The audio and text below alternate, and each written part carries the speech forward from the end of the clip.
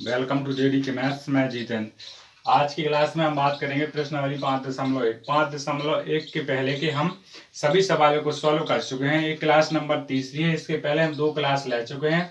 इसमें पाठ का नाम है समांतर श्रेणी। उस समांतर श्रेणी में प्रश्नावली 5.1 के हम पहले के 4 जो सवाल है भाषा वाले, उन चारों सवालों का सॉल्यूशन कर चुके हैं। और पहली क्लास में इंट्रोडक्शन क्लास है, उस क्लास को लेना नहीं भूलना। उस क्लास के माध्यम से इस पूरे पाठ को बहुत ही आसान तरीके से आप सॉल्व कर सकते हो। इसके बाद प्रश्नावली 5.1 का दूसरे के जो 4 सवाल है, उन चारों सवालों को इस क्लास में क्लियर करेंगे और तीसरे के जितने भी सवाल हैं उनको भी सब इसी में क्लियर कर लेते हैं। तो क्लास में आ चुके हो तो क्लास में पूरी तरीके से बने रहना है और अपने दोस्तों और फ्रेंडों को ग्रुप में इस वीडियो को लाइक शेयर कर देना है, तथा वीडियो को लाइक भी कर देना है। और इसके बाद सिर्फ एक काम करना है, आपको भी चैनल को सब्सक्राइब करके रख लेना है। हम यहाँ बात करते हैं पहले वाले सवाल की। तो पहले सवाल को पढ़ते हैं। दी गई एपी के प्रथम 4 पद, दी गई एपी के प्रथम 4 पद लिखिए, जबकि प्रथम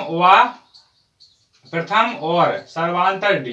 प्रथम ए दिया जाए, प्रथम ए का मतलब होता है प्रथम, तो प्रथम ए और सर्वांतर डी लिखना है। प्रथम पद ए और सर्वांतर डी आपको निम्नलिखित मिल जाएंगे। तो सबसे पहले ए बराबर 10 और ए डी बराबर 10 पहला सवाल है जी। इस पहले सवाल को सॉल्व करेंगे। तो इस पहले सवाल का हल करेंगे हम। तो हमने देखा कि ए बराबर है 10 और डी बराबर है 10। तो जब कभी भी एपी के प्रथम 4 पद ज्ञात करना हो, कितने भी पद ज्ञात करना हो, तो उसके लिए हमने एक सूत्र बताया था, जो आपको मैंने स्क्रीन पर दिख रहा होगा। सूत्र बताया था इस प्रकार का कि जब ऐसा पद ज्ञात करना हो तो ए प्लस डी, जब किसका मान निकालना हो, ए1 का मान निकालना हो। जब ए2 का मान निकालना हो तो ए प्लस 2डी। इस प्रकार का कुछ हमने सूत्र आपको बताया था। इस प्रकार का जब हमने सूत्र बताया था तो इसके लिए किस चीज का प्रयोग करेंगे, इसके लिए इस चीज का प्रयोग करेंगे सबसे पहले कि हमने देखा कि ए का मान दिया गया है, डी का मान दिया गया है। जब हमें प्रथम 4 पदों का मान निकालना है, तो जब पदों का मान निकालते हैं तो सूत्र किसका लगाते हैं, ए1 बराबर ए प्लस डी। ए1 बराबर ए प्लस डी। ए1 का मान कितना आ जाएगा, ए का मान है यहाँ पर 10 और डी का मान है 10, तो 10 बराबर 10 यानी 20। यानी ए1 का मान कितना, यहाँ ए1 का मान दिया गया पर ए2 का मान निकालना था, तो ए2 का मान कितना आ गया अपना 20 आ गया। फिर ए3 का मान श्रृंखला बनाने के लिए 3 से 4 पद बहुत जरूरी होते हैं। फिर ए3 का मान निकाला हमने, तो ए3 के लिए किसका मान आया, ए प्लस 2डी। ए प्लस 2डी लगा दिया हमने, तो ए3 और ए का मान कितना है 10 और यहां से 2डी का मान 20 हो जाता है। तो ए3 बराबर हो जाता है 30। ठीक है। इस प्रकार से 1 और 2 पद हमने निकाल लिए हैं और 1 और 2 ऐसे 3 भी निकाल सकते हैं। तो हमने यहाँ पर प्रथम 4 पद निकाले, तो 1 और 2 निकल गया है। अब इसका चौथा वाला पद इस साइड देख लो। a4 का जब मान निकालेंगे तो a4 बराबर a प्लस 3d। तो a4 बराबर 1 का मान 10 है और इसका मान निकला है a3 का मान निकला है 30। तो a4 बराबर कितना 40। इस प्रकार से हमारे चारों पद निकल के आ जाते हैं। तो हमने लिख दिया प्रथम 4 पद एपी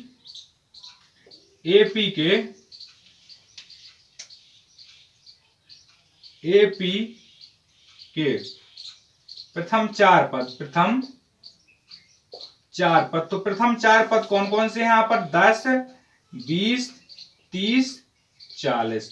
इस प्रकार से इस प्रश्न का आंसर हो जाता है। तो पहले वाले प्रश्न का आंसर हो गया 10, 20, 30, 40। इस प्रकार से पहला वाला प्रश्न कंप्लीट हो जाता है। तो इस प्रश्न का सॉल्यूशन अगर सही लगा हो तो वीडियो को लाइक और शेयर जरूर ठोक देना और वीडियो में पूरी तरीके से आपको बने रहना है। इसके बाद हम देखते हैं प्रश्न क्रमांक दूसरे वाले का सॉल्यूशन। तो दूसरे वाले का सॉल्यूशन देखेंगे कि लिखा है ए का मान -2 और डी का मान लिखा है 0। जब इसमें अंतर बिल्कुल 0 है, अंतर बीच में गैप एक भी नहीं होगा, तो इसका आंसर कैसे बनेगा। जब इसका आंसर एक भी गैप नहीं होगा इसके बीच में, तो हल करेंगे। तो ए का मान दिया गया है आपको -2 और डी का मान दिया गया है 0। तो आप इतना तो अंदाज लगा सकते हो कि जब इसमें डी का मान 0 रहना है तो इसका आंसर तो 2 में बनेगा। जब बीच में गैप 0 का रहेगा तो बीच में गैप तब 0 रहेगा जब वही संख्या आएगी बार बार रिपीट होकर। जब बार बार वही संख्या आएगी तो पहले निकालेंगे a1 का मान आपको दिया गया है a2 का, तो a प्लस डी। तो a2 बराबर a का मान दिया गया है -2 और d का मान 0 है, तो यहां से निकलता है -2, तो -2। इस प्रकार समझ में आएगा। फिर a3 का मान जब निकालेंगे तो a का मान जो होता है 2d, बराबर माइनस का, यहाँ से 2d दिखा आपने तो यहाँ से a3 बराबर a का मान है माइनस का 2 और 2 गुणे 0। जब 0 का किसी भी पद में गुणा होता है या भाग होता है वो पूरा पद 0 हो जाता है। तो यहाँ से कितना निकलेगा, माइनस का 2 निकलेगा। इसके बाद a4 का मान निकालेंगे तो a प्लस 3d a4 बराबर a का मान है माइनस का 2 और 3 गुणे 0, इसलिए माइनस का 2, तो माइनस का 2। इस प्रकार a4 तक 4 पद निकालने तो हमने 4 पद निकाल लिए। AP के प्रथम 4 पद, AP के प्रथम 4 पद, AP के प्रथम 4 पद कौन कौन से निकले, माइनस के 2 माइनस के 2 माइनस के 2 और माइनस के 2। बीच में देख लो आप, इसका अंतर 0 का होगा, इसलिए ये इसका आंसर हो जाता है।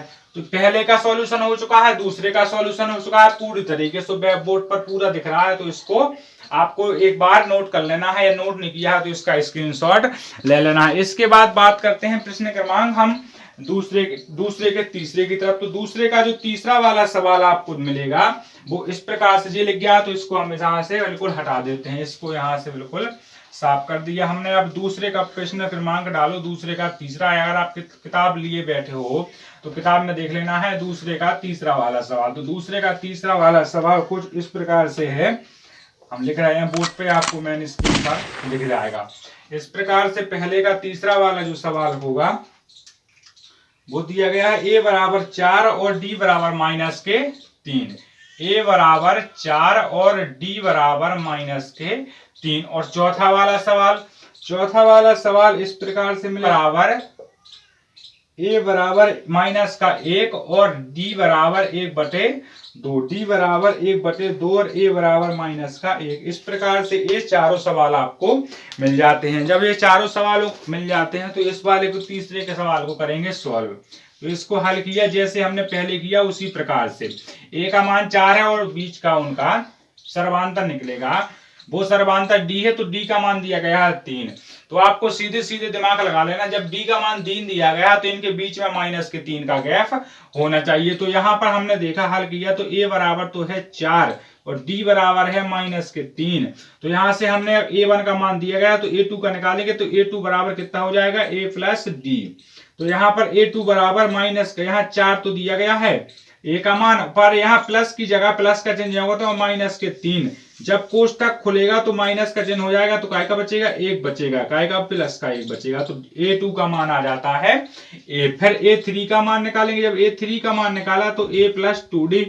जी हमने सूत्र बता दिया है पहले वाली क्लास में, इंट्रोडक्शन की क्लास में सभी सूत्रों को हमने लिखवा है। इसके बाद a3 बराबर a का मान कितना है 4 और यहाँ पर माइनस के 2 गुणे 3। तो माइनस के 3 नहीं, माइनस के 3 है और प्लस के 2 है, जो 2 गुणे माइनस के 3। इस प्रकार से यहाँ कुछ लिख देते हैं।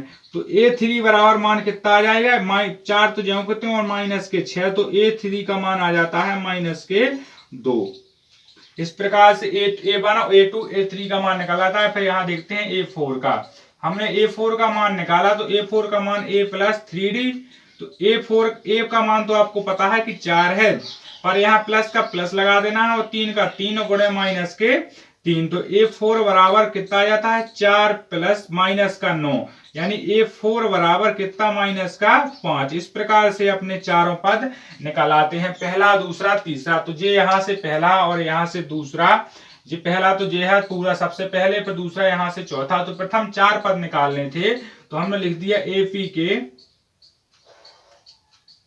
प्रथम 4 पद, प्रथम 4 पद। तो प्रथम 4 पद कौन कौन से निकले हैं, पहला निकला था 4, दूसरा माइनस का 1, तीसरा माइनस के 2, फिर माइनस के 5। इस प्रकार आंसर बन जाता है। इसमें सब में देख लेना है, बीच में माइनस का 3 का गैप रहेगा तो ये तीसरे का सॉल्यूशन पूरी तरीके से हो जाता है। इसको लिख लेना है या फिर इसका स्क्रीनशॉट ले लेना है। इसके बाद देखते हैं हम चौथा वाला क्वेश्चन। तो चौथा वाला क्वेश्चन का मान है a का माइनस के 2 और d का मान है 1/2। तो a का मान है माइनस के 1, हल डाला हमने तो a का मान लिख दिया माइनस का 1 और d का मान लिख दिया 1/2। तो यहां से हमने जब इसे सॉल्व करेंगे तो सबसे पहले बात पे ध्यान रखना है कि a का मान माइनस के 2 और d का मान 1/2, यानी d का मान जो बीच में उनका गैप रहेगा वो पर हमेशा आधे रुपए का रहेगा। 1/2 का मतलब होता है आधा, ठीक है, आधा तो जानते हो।